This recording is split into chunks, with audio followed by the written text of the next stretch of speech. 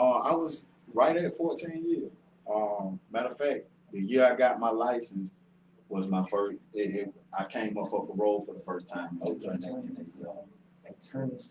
So was you ready? Was you ready? Was you ready to go? Like in the 14 years, so you was ready to come out and start cutting hair then, or you still had some work to do? Give me anything. Well, no, I obtained the license in that same year. On that 14th, okay. Yep, I obtained the So if license. they would have let you go then, you could have came out I and could have started came going out and jumped right in the chair, you know what I mean? But God got a crazy way of doing things because you might not have got picked up by mogul grooming or Mogul grooming. And that was a blessing in itself, man, you know, just through, you know, like, man, my big brother, man, one of my partners, man, who I consider a real brother, man. Him and the guy that owns Mogul Grooming, you know, he was his barber for years, and he ended up getting his own shop, and you know, so he kept me in mind and was like, look, man, yeah, like, hey, man, my little brother about to get out, man. He a barber. If you can help him in any kind of way, you know, look out. And he was open to it. Man, rolled out the red carpet. What's his name? Trail, man. And shout out Trail, man. Shout out Trail, if you never been down there, man, the shop is go, dope as fuck. You know what I'm saying? It's right off of Auburn Ave, and man, 659. It's not no Front Street shit. It's some real exclusive shit. Like, I'm gonna go. One of my episodes probably on Jackpot and Roxy's Connoisseur Lifestyle gonna have to be in Mogul Grooming because, you know, when I first walked in there, I was like, this is a shop like I never seen before. Right. It's made for the celebrity. You know what I'm saying? It's made for the upper echelon. You know what I'm saying? Like, this ain't no little rinky-dink shop with a couple chairs. You know what I'm saying? Like, it's a real gentleman spot. You go in there, get you a complimentary shot when you walk through the door. Okay. Get you a free Coca-Cola. You know what I'm saying? And it's just a player spot, man. Like, you know what I'm saying? I don't know if you guys seen on my Instagram. I took pictures in there when I shot the video, the promo video for Shakers and Movers Radio, ARS Atlanta. It was right in the corridor there, the outdoor corridor. I seen that. Fire. Okay. Aesthetics on point, you know what I'm saying? And you really feel a different vibe when you go in there. You know what I'm saying? Now, you know what's crazy? I didn't even believe that the prices was what the prices was. Based upon what you've seen. When you walk in there, it felt like, oh, shit. Like, $100 lineup. Yo, I ain't even gonna lie to you. So, you know what I'm saying? For him to get out of prison and work there, man, it had to be a great feel just being in that atmosphere. When you could have been in the shoulder to shoulder. Yeah, and like PTSD of, you know what I'm saying, what you just been through. You know what I'm saying? Like, you know what the shops look like on, no disrespect to them, but on Cleveland Ave or Western Chapel here, you know what those barbershops kind of look like. You know what I'm saying? Yeah, you probably would have made it anywhere. You know what I'm saying? But that's a real good home for you to, you know what I'm saying, get back on your toes at. P, you had something? Oh, I just goddamn messed up. Yeah, a lot of people don't know, right? When I left Chicago and moved here in 1996, I opened up a barbershop. Okay. I've been doing hair, working at the barbershop, and what the mistake that I made is when I left Chicago because I wanted to beat the streets. You know, if you guys pull up Chicago in 1996, it was probably one of the worst places. Worse than now? Worse than Chirac 2020? They did that. They showed us that what was going on in 1996, that them niggas could produce bigger numbers than 1996. But the flip side is they didn't bring the National Guard. See, in 1996, Clinton was the president. And they went down there and they locked up a lot of governors, this was during the time when Yummy Sandiford, I'm not sure if you guys remember Yummy Sandiford, but he made the cover of Time magazine. He wanted to be in the gang, and the gangs had him do a drive-by, and they gave him one of those high-powered fucking pistols, one of them AKs, SKs, and he was really young. So when he was shooting at what they call the ops now, he couldn't control the firearm, and he ended up shooting a little girl. And the way the gang life works, they not gonna let you tell on them. So they ended up killing Yummy Sandiford, and they put him in a trash bag, and they found his body underneath the viaduct. They call them bridges here in Georgia, but we call them viaducts in the Midwest. And before he got killed, he was on Time magazine as the youngest killer. You see what I'm saying? So it was just like going on. Pop died. You know, you got Clinton out here. They locking up the governors, the regions, the lieutenants. You know, you got the feds out here. Like when the feds come, niggas, people going to jail. So I wasn't in the game that deep, but it was just becoming depressing, and I didn't see a way out. So I ended up moving here to Georgia, and I ended up starting a barbershop. Let's go. And I made a mistake in saying, and this is what I'm gonna tell anybody: you can be whatever it is that you want to be, but you have to set your own personal standards at a higher level. When I moved here, I said, I'm gonna go to Georgia and open up a barbershop. Singular, one. And I did that. It was too easy. And then I realized, damn, I could sell some niggas some drugs and give a nigga a haircut at the same damn time. That's where I fucked up at. You know what I'm saying? That's where greed and just reverting back to the old me. Sometimes you gotta kill that old you. You gotta bury that nigga, put flowers on him, pour out a little liquor for his ass, Right. let his ass go so that you can grow. And Right. that was one of my biggest downfalls, is that I was so addicted to the fast money, even though I was in a cash business that was bringing me fast money, Right. I still wanted to revert back to the old me. And that's what ended up getting me my bid. And I took the First Offenders Act. And if you guys ever get the First Offenders Act, I think that's probably one of the best things that they can give you. Because if you're willing to change and do the right thing, then it comes off of your record. It came off of my record. But then the old me was still alive. And then I ended up catching a dumbass case. You ever caught a dumb luck ass case? Because you knew you shouldn't have been doing it. I caught a dumb luck case, and I had to plea out to a fucked up felony because if I was gonna crank, because I wanted to crank up the jury. Because and I tell everybody, I was in prison when that nigga had that song, "Take that shit to trial, take that shit to trial." Yeah, big wild. That nigga got a lot of niggas a lot of time. Man, I don't know where that nigga at now, but Mr. Big, bro, when you was telling these young niggas to take that shit to trial, that might have been some information that you could have judged, that you might have shouldn't have made that song, because niggas was taking it to trial and they was getting, and this probably niggas that's still in jail now from taking that shit to trial. Right. So my thing is, if you ever, want to do a business or whatever you want to do in your life, set your goals and your expectations of yourself. Set them high. I didn't say I wanted a franchise of barbershops. I said I wanted one. And once I accomplished that one, I got bored. Right. And the idle time is the devil's workshop. You know what I'm saying? So I started making bad decisions and bad choices because I had too much time. But what I wanted to ask is, because when I was in prison, I just wanted to help people. And one of the problems that I ran up on is that I used to do free haircuts. You know, it wasn't no 3-for-1, I'm gonna cut your hair for the 2-for-1.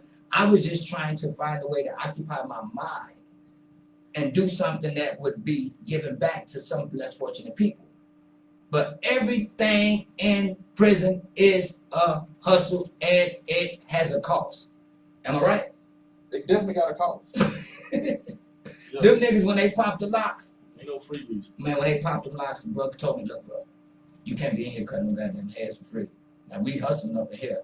And I didn't want to buck the system, but it wasn't in my heart because I was good. You know, I had a good support system. The streets loved me. Niggas was putting money on my books. And I didn't want to charge people. But I tapped out. I know what you mean I know you know what I mean when a nigga tap out, go to that call button. I had to tap out because I was knocking niggas' hustle. Because I was cutting people's hairs for free. Doing free help. And they wasn't with that You gotta shit. go somewhere else with that shit. Bro, they ran me up out of that. I mean, I ain't gonna lie, like y'all can say I'm bitched out or whatever, but I didn't understand the environment that I was in. I'm like, bro, we all in this together. Why we can't just everybody get along so we can get along? Now niggas is starving. You know what I mean? Like niggas, like if you got a soup and some potato chips for me, a honey bun, I didn't put the jumper cables on you. Give me what I gave you back. It ain't gonna work. We doing 3-for-1s, 2-for-1s, Right. and once you break that code, nigga, you finna tap up out of there. You know what I mean? But that's like if you come outside, you know what I'm saying, with folks selling weed and you think you just about to start giving out free weed because you grow it at home. And that kind of show you a little bit of my character, and I think that part of me, because they knew that like this is a solid nigga. He just a good nigga. Like I was never a free pick, But what I did do was I surrounded myself by people like I did break bread. Like it would be things that I would do for certain people because I knew the niggas would have my back. Now it wasn't no extortion. I'm just like, well shit, I know these niggas respect the big dog. You know what I'm saying? So let me goddamn rub elbows with him. Look, bro, you need some shoes. On them shoes that number like $12. What color you want? You feel me? But I wouldn't do that for the whole pot. I would do that for niggas that I already knew niggas didn't want no smoke with. Because at the end of the day, you have to align yourself, like you were saying earlier, you have to align yourself with certain people to make sure that you're safe. Because anybody can get into that motherfucker. It ain't no one top dog in prison. And the nigga who think he the top dog, they finna knock the beat out your taco. Am I right or wrong? It ain't no one dog. I even be saying like, you know, a lot of people, they may want to join the gang for protection. You know, a lot of niggas want to turn Muslim because, you know, the Muslims have a great culture where they're going to protect their own. But for you, like you were saying, how you was able to do your whole bid and you was able to be diplomatic because that's really what it's about. You know, it ain't about where I'm from or who I ride with because a nigga gonna catch you slipping. They gonna catch you. And, you know, just for you to just speak on the whole element of what you did. Let me ask you this. Was you cutting hair while you was in it? I definitely was. I actually Razor over comb? no. I never got I never got the art of comb and razor. Really? What I used to do, what started me to cutting, man, I used to, you know, anybody been locked up know the hairline is The frame on the picture. man, it's the money, man. Right. You know what I mean? So I used to do my own hairline because I had, you know, my hair growth fine.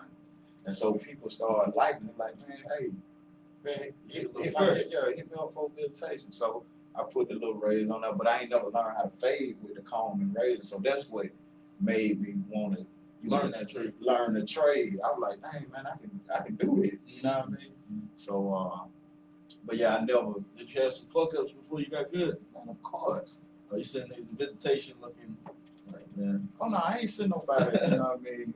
You know, like that. But I definitely done scarred some people before. Got you. But, you know, it We're was gonna a fix that process. later on. We're gonna fix that at the child. It'll go Hey, back. man, Yeah, the it'll go difference between a good haircut and a bad haircut, 2 weeks. That's true. That's the difference. Yeah, It'll grow back.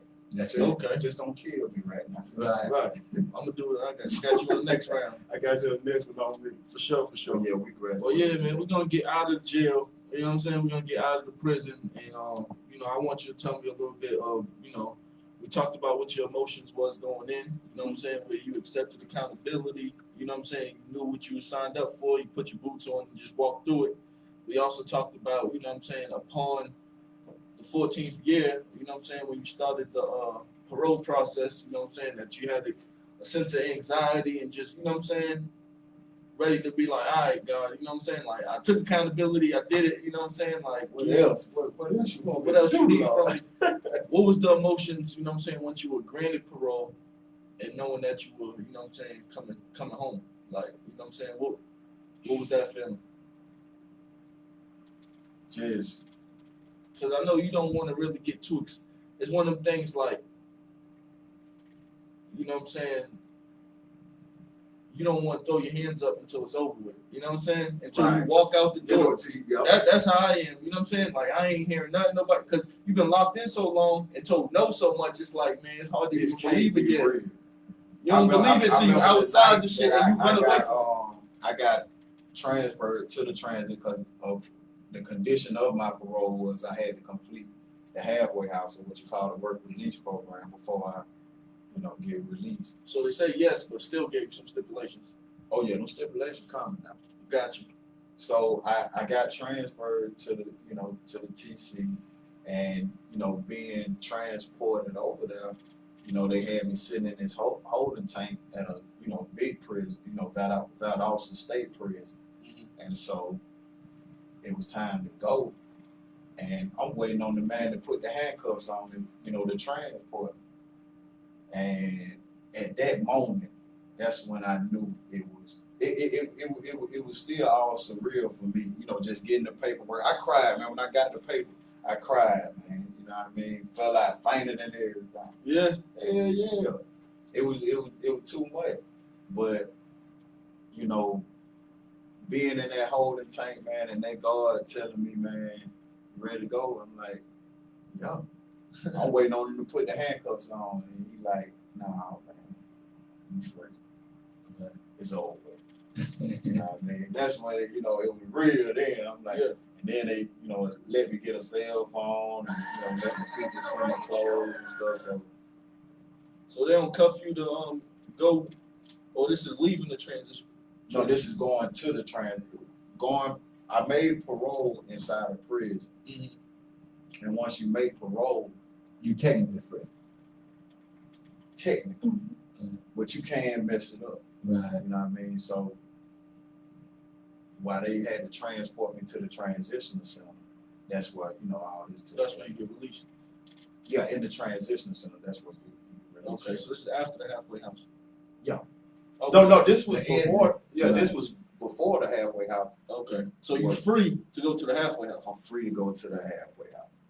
Okay, and they brought you to the halfway house, or was you able to have your family then? No. They transported me. Okay, That's but what I was with no talking cuffs on though. With no cuffs. Was you nervous when you left? I know when they finally told me and these are the 3 words that you fucking like when you locked up. Pack it up. When they tell you to pack it up, those are some of the best words. You But can't sleep waiting on when I was leaving, bro, I was nervous. I was scared. Like, I ain't even gonna lie, and I only did 2 years, but those 2 years, it fucked up my mentality. Like, it was like praying for something for so long, and then you get it, and you're not sure You don't even know how to how to deal with it, or where do you start from now? Like, of course, you want to see your wife or your girlfriend, and you want to hop into some hot and wet, like Little Caesar's pizza, or you want to eat some food that you've never ate before. You want to just have certain experiences, but the things that you've been through, they're still front and center in your mind. Like, Right. I remember when I first got out, and I had only been in there for 2 years. I remember everything was an exchange. Like, I couldn't just give you something. I be like, shit, bro, you gotta give me this. You know what I mean? Like a salt for, nigga, you got a salt for some pepper. You got a mustard for some ketchup. Yeah, it's still, and I've been out of prison for years, but it still resonates, and I make it resonate because I don't want to forget that time in my life, and I think by me not forgetting that, it makes me make wiser decisions. Because if you forget about going to prison, you're bound to go back to prison. So I keep that right there. So what was it like inside the halfway house? Like, what was your restrictions? You know what I'm saying? What did day look like in there opposed to, you know what I'm saying, where you had just come from? For Did me, you go home and see family? Or? no. Being that I was sentenced to a life sentence, they didn't allow lifers to indulge in pass it. And so, like if you at the TC and you don't have a life sentence, you can get a pass. And that was for 6 months? It was supposed to be for 6 months.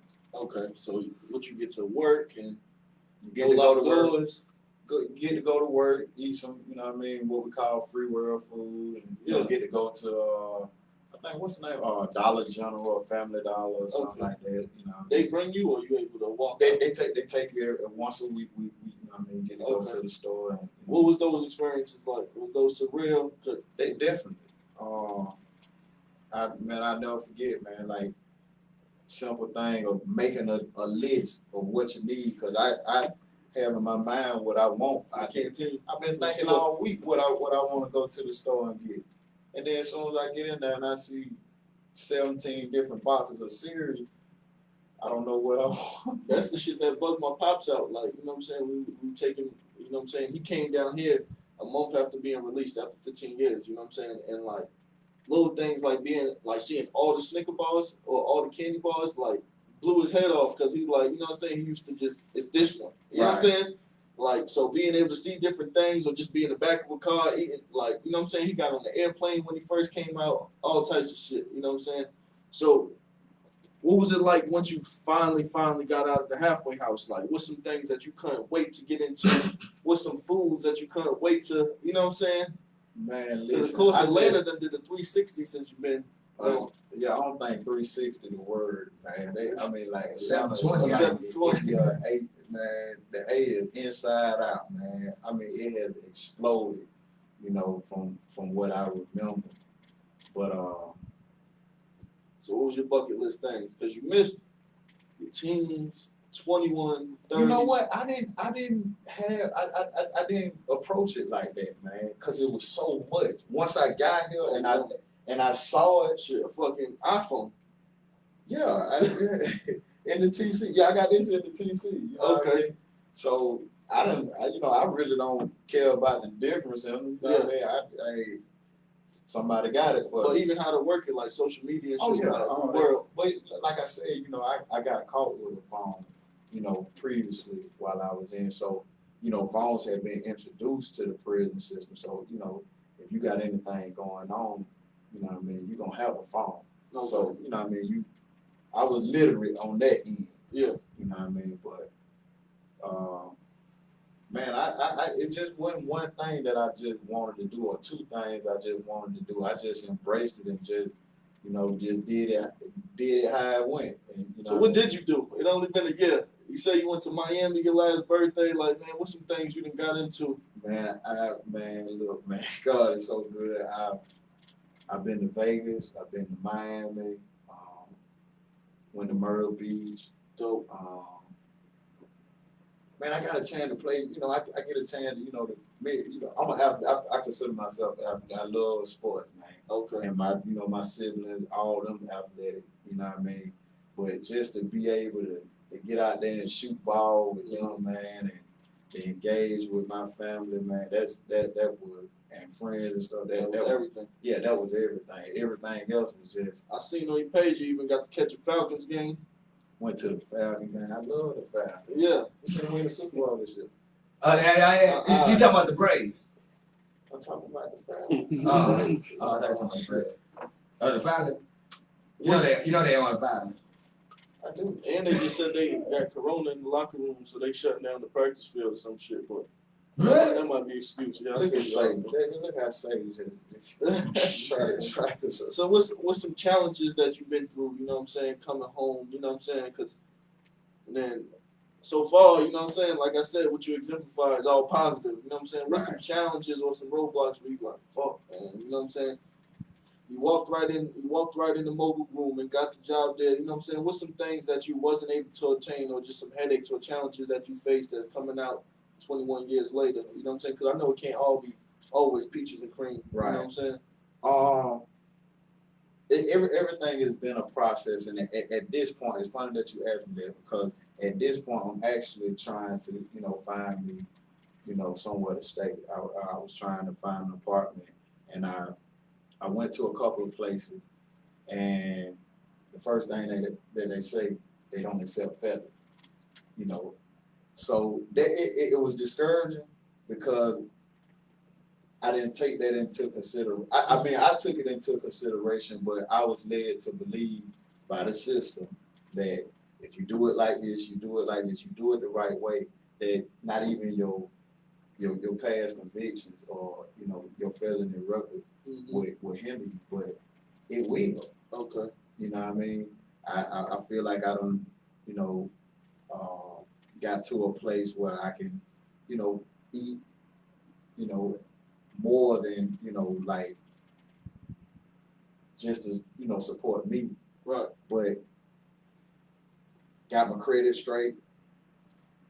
But I still can't, just move into an apartment. So they gonna force you to go buy a house. Yeah, they can do that too. Okay. You know what I mean? But what I'm saying is there are, those barriers they there. And it's still there for me. Yeah. I mean, they still put it up. I mean, and it's so sad. Like, and I remember, like going into the shop at first, things wasn't moving as fast, as I felt like they needed to go, Because your network 21 years old, so now you gotta find clientele. I don't know nobody, you know what I mean, and don't nobody know me. And in this business, you know what I mean, that's what it boiled down to. Okay. You know what I mean? Has it gotten better though? Oh, definitely. Okay. It's definitely gotten better. But at that time, I was, trying to find another job. You know what I mean? Something else, to do part time or to, try to do both, man, just so I can. And not even the whole year being out, COVID had hit. So then that hit. So, like the first thing I was hearing was what can you say about this conviction right here? Or what can you say about this charge that you was charged with? And I'm like, does it matter? Does it matter how far back it was? Because it's 20 years old.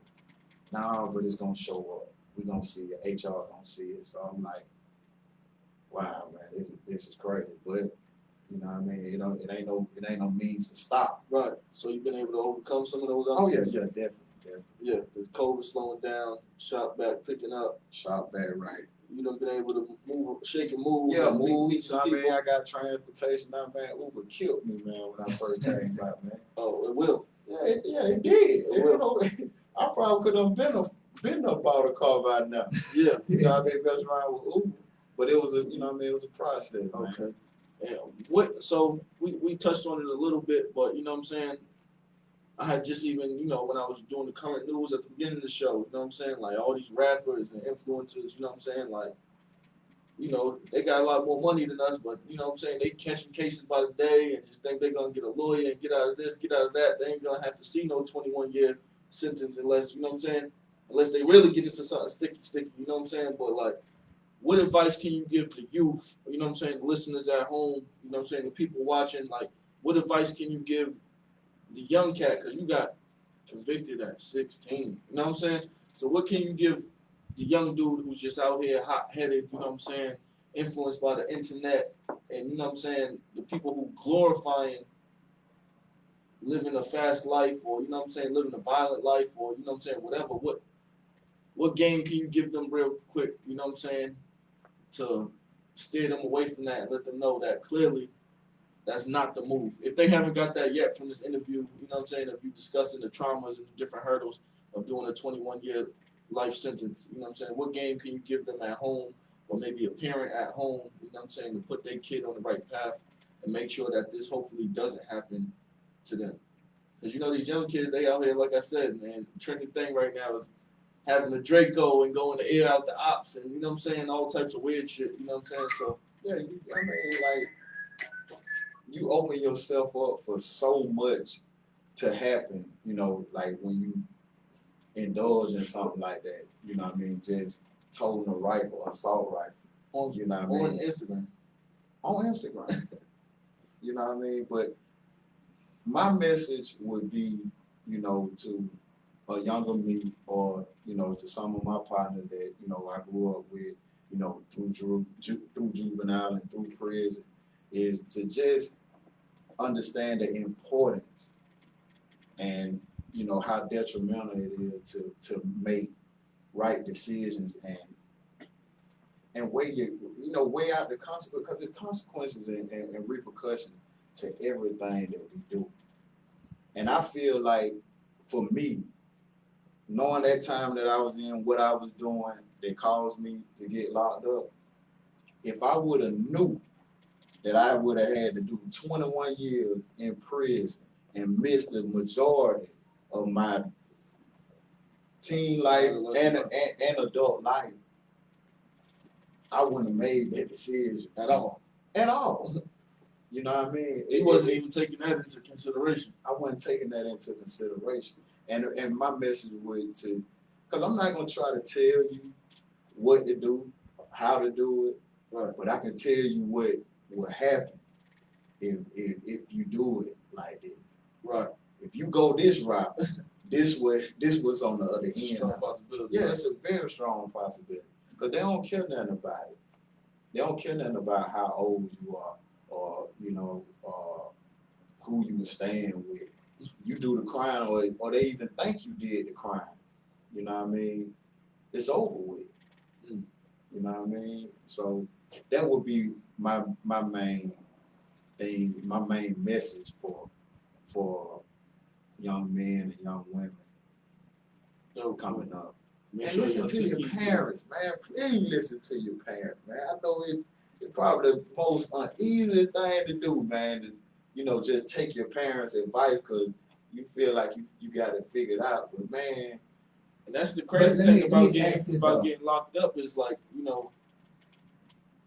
you be thinking it's all about your friends and shit, but that's what end up falling on. You know what I'm saying? Like when we had that conversation, like, you know what I'm saying, you be with a whole bunch of motherfuckers running around doing crazy shit, but as soon as you get locked up, the first people you're gonna call is really the motherfuckers who care about you, whether it's your wife, your girl, your baby mother, and your moms and your pops, you know what I'm saying? And they gonna be the ones who have to put that money together. You know what I'm saying? But when you talk about the parents, right? I mean, when you like, when people look at you, when you say parents, they gonna be like, oh well, he's still young. You went in when you was young. You're old now. So just imagine a child that was your age. Now, back then, it's a different time. You understand what I'm saying? So maybe the guy, because you come from stand-up parents, you know, parents that were still together. We talking about young niggas that come from a broken home, mama probably hanging out in the club with their nigga. You see what I'm saying? So they not gonna want to listen to somebody they can sit back and smoke weed to, somebody they can ride out in the car and listen to Little Baby to. They look at them more as a friend, more over than a parent. So it's kind of hard for you to say, listen to your parents when they don't even look at their parents as such. You see what I'm saying? And you're absolutely right. And that's why they lining them up. I had a brother who worked for the juvenile over here in Panthersville. And I'm cutting back. You know what happened? They send you some money, then they want to call you and let you know that they sent the money. I had a guy who worked for the Panthersville over here, the juvenile. That's where I went.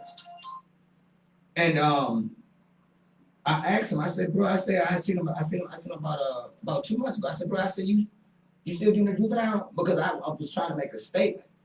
He was like, hell nah, bro. He was like, shit, I gave that shit up. Kind of like Just Curry's Clan did. Because what he said was, when he first started with the juvenile facility, it was more or less they was trying to save the kids. He said, nah, they nothing but a holding cell. They shipping them niggas off like they waiting to go to war. They not trying to rehabilitate them. They not trying to help them. They saying, okay, fuck it, this is where you gotta be till you turn 16. And we waiting for your ass to turn 16 so we get your ass up out of here because we really need them beds because we got these yeah, and he said that he felt like he was doing his community and his people an injustice because he was just like Just Curry Cleaner. He was trying to reach them and teach them. That ain't what they want, bro. They trying to send their ass on for the next generation. And that's where it's funny that you mentioned about parents because everybody don't have, you know, that foundation. You know what I mean? So I spoke too fast, but I want to believe that there's always going to be someone that's in authority that you can listen to, and that's going to give you some, you know what I mean, some jewels, going to give you something that you can grow on. And I encourage that young man or that young woman to embrace that. So that's what I meant. You know what I mean? I said parents, but yeah, just it might not be saying but I don't want you to think that you was wrong when you said that because you got to think about the time, the age that you were. Because you look young. I mean, you look so fucking young, but you really are OG now.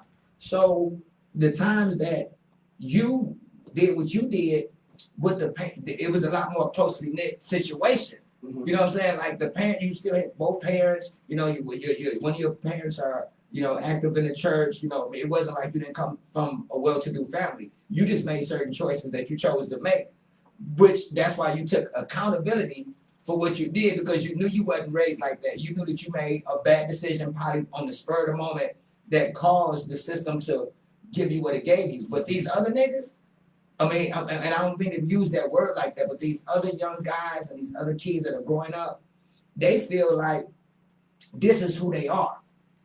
They ain't got no, they feel like going to prison gives them stripes so they can come back to the streets and niggas gonna respect them. When I went to prison, and you know what the OGs was saying, you know, because everybody got the stories of who they was and what they had and how they was getting it in. You know, everybody got them stories. You know what I'm talking about? I know you heard a whole bunch of stories. You know what the old man told me? Astronaut, you can be. And that nigga say, ain't nobody in here but dummies. Whatever you want to be. Right, that's true. And you know what he told me? He said one thing that we all got in common is that we all dummies. And I took that offense. I said, shit, I ain't no dummy. He said, you got caught, didn't you? Mm. What's understood ain't gotta be explained. So you could be as slick as you think you are until you get caught. And once you get caught, all of those, like you said, you could be an astronaut, nigga, you could be Puffy's little brother, but that shit don't even matter. You know what I mean? But I don't want you to think like, I was just saying how the times have changed. And that's why I think the mentorship, people like Jackpot Gamble, who can give them the Beantown story, you who done had to do the bid that you've done, me coming from the shop, being in Cali, being in Houston, being here in Atlanta. But we gotta save the youth. They talk about do Black Lives Matter. I'm asking, do the black kids matter? Because we old enough now to make the right choices. These young kids now, it's a whole different beast that they have to deal with. We got to wrap up in just a second, but I want to ask, I ask you what advice, you know what I'm saying, in game you could give to the younger people. Real quick, can you tell me what game you would give other people that's not in your media circuit or circle who's getting released, you know what I'm saying, after doing 5 years, 10 years, 15, 20 years? What game can you give them ahead of time upon release? You know what I'm saying? What's some things that they should be doing? Clearly, you just told them, you know what I'm saying? It may be hard for you to get that apartment. It may be hard for you to get that job. You know what I'm saying? Like, what's some game you can give them outside of that, you know, as they re-enter themselves into society? Because, man, I don't think too many people gonna pull it off as clean as you. You know what I'm saying? Hey man, like, listen, man, you give me way too much credit. Nah, bro. You know what I'm saying? Way too much. It's in you, but it's not on you. Yeah, at all. You know what I'm saying? Like literally, man, I'm telling you, man, this is all God doing. But if I had something to tell, you know, because I got some brothers who's gonna be coming out soon. That's coming out soon, man. Trust the process, man. It is a process. Nothing is overnight. Right. It's you got to embrace the process and do whatever you intended to do. Do it, but know that it's a process. And that's crazy you say that, because I told you earlier I got a younger brother, and you know what I'm saying, he got like a big ass, he got a case going on right now, you know what I'm saying, and then he caught, while he was on the bracelet, he caught another case, you know what I'm saying, and then just got out on a bracelet, but the bracelet that he's on now is not, you can go out that day, it's strictly house arrest. And he'd be like, man, arguing with his PO, with his lawyer, man, I don't understand why I just can't go outside, why I can't, man, I want to go here. This person caught a case and he's on the bracelet, he gets to go to his job during the day, and I'm like, bro, you know what I'm saying, I understand the heat of the moment and you being frustrated, but you got to understand that, one, you caught a major case. It's steps. They gave you bond and put you on the bracelet. You caught another case while on the bracelet. You know what I'm saying? Now you trying to tell them that, you know what I'm saying, after you being on the bracelet for 60 days during COVID, like that they should let you just go outside and freelance? Like, nah. You're going to have to trust the process. Hopefully you beat these cases all together. You know what I'm saying? Right. But they not about to just cut you off the leash. They gave you a little rope, you hung yourself. Gave you a little bit more rope, you hung yourself. You're going to have to wait that out. You know what I'm saying? And I know when he's frustrated, he'd be like, well, I'd rather just be on the unit right now in the pod, you know what I'm saying, than be like, man, you at the crib. You could do certain things. You could get some. You could smoke some. I got to meet this young man, right? Oh, he off the hook. You know what I'm saying? I got to meet this dude, right? But then he get violated on the bracelet, and he like, oh, hell no. Like, you know what I'm saying? Yeah, it don't got real. Yeah, then he want to get back out and do whatever, you know what I'm saying, that he got to do. And it's like, you know, unfortunately, you know what I'm saying, it hurt me because it's my little brother. I wish he could run wild, you know what I'm saying, like he want to be running in the right way, you know what I'm saying? Right. But it's like, unfortunately, bro, you're going to have to wait this out, go through whatever they give you, you know what I'm saying? Because of the decisions that you made. Right, but it's not over for you. It's not over. You ain't got 21 years. You ain't got, you know what I'm saying, like, you're going to have to just sit through that fire and show, you know what I'm saying? You clearly not even showing that you learned from anything that you went through. You still just angry at them and it's their fault. You know what I'm saying? Like, nah, you got to take some accountability, revamp how you're doing things, why you have time to sit in the cell or why you got time to sit home on a bracelet. You need to be building yourself for the day when they do cut that loose, that you can go out here and perform and, you know what I'm saying, not get caught back into the same shit that you're getting caught into. Right. But, you know what I'm saying, I appreciate you for coming up, bro. You know what I'm saying? We done went. Major We done pleasure. turned this shit into a 3-hour interview. It's the longest one we had here in history here. But we got 5 seconds. Part 1, part 2, Yeah, part man. 5. Hey, y'all can catch us on YouTube, you know what I'm saying, later on this week. We on Facebook Live, YouTube Live right now. Okay. Make sure you tune in, tap in. Before we get out of here, what's next for Byrd, man? And where can people find The you? documentary, man, fresh out, man. Fresh out, aka My Post Life. testimony, man, my life, man, is coming to you, man. Okay. You know, We're gonna have to get 50 Cent to pick this shit up, man.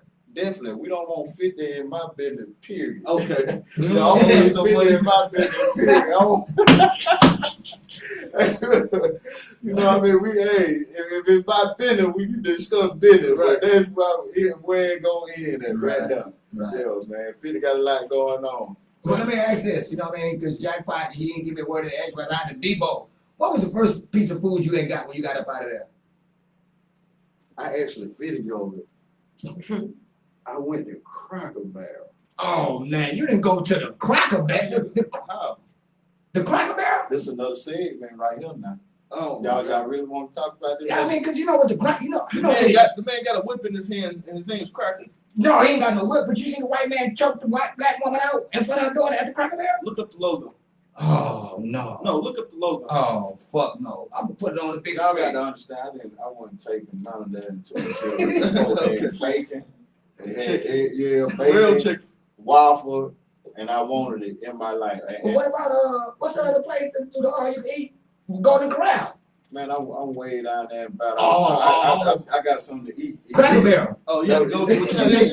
What was available? Yeah, Cracker Barrel right out the exit. Man. I know your moms and, you know what I'm saying, your pops and your family, they happy that you know what I'm saying. Well, actually, my pop passed in 2014. I'm sorry. I didn't tell my mom that well, she knew I was gonna come home, but her understanding was that once I made it to the TC, it was gonna be another year. You know, I had to do a year. It was only 6 months. It was only 6 months, but I got out before the 6 months. I got out in I think 4.5 months. That's dope. And I didn't tell her.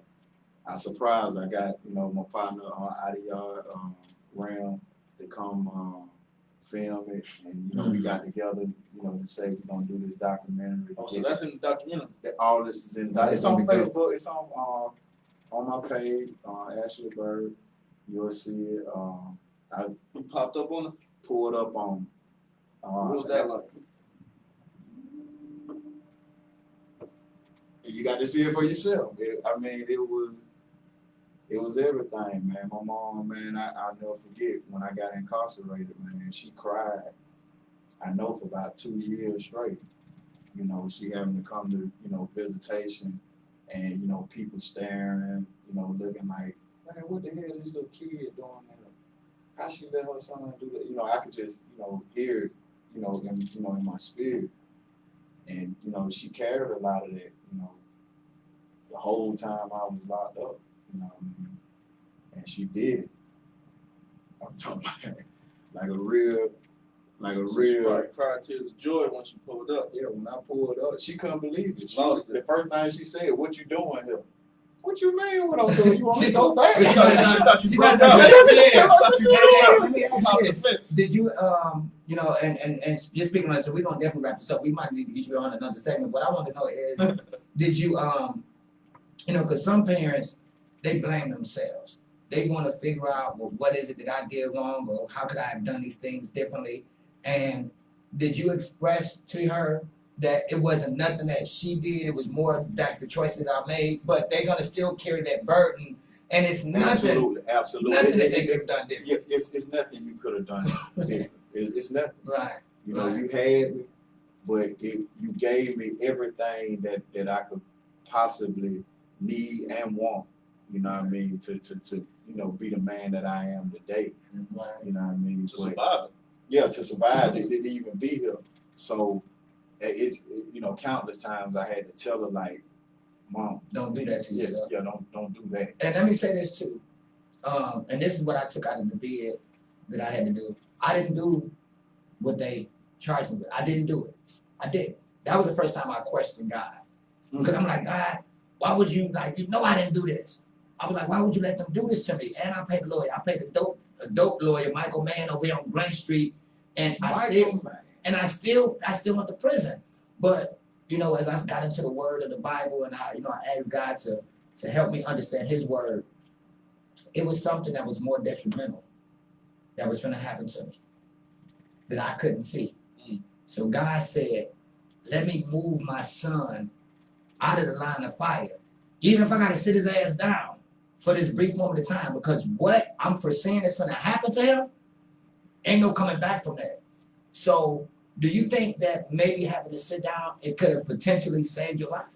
Definitely. I mean, you know, I had got into some crazy stuff, man. Right. It's a lot of stuff that you know, on the outside looks like I might have got away with, you know what I mean? But, you know, I was in kind of deep, and it numerous occasions I could have been dead. And that's really how, you know what I'm saying, that's how my pops took his 15 was he, you know what I'm saying, he really just said a prayer and said, you know what I'm saying, told everybody around him that, you know, he was involved in different things where, you know what I'm saying, he could have been dead or under the jail. You know what I'm saying? So he took his 15 like a champ, you know what I'm saying? And didn't tell on nobody or nothing, you know what I'm saying? Because that's not the lifestyle that he, you know what I'm saying? The regiment he came from. Yeah.